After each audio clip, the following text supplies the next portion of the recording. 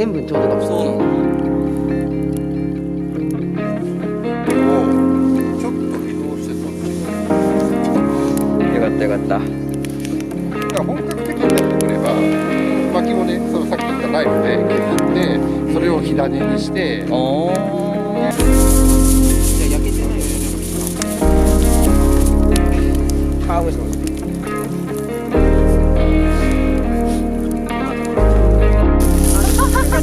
よかった。あれ聞いといて。気になることはないわ。あ、一本取れたもん。やばい。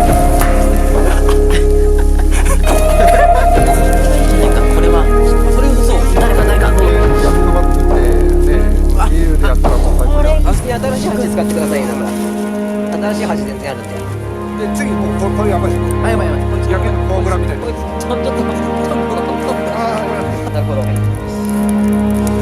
ほどなるほど。こうやってやっていくんですね。変態カメラマンみたいな。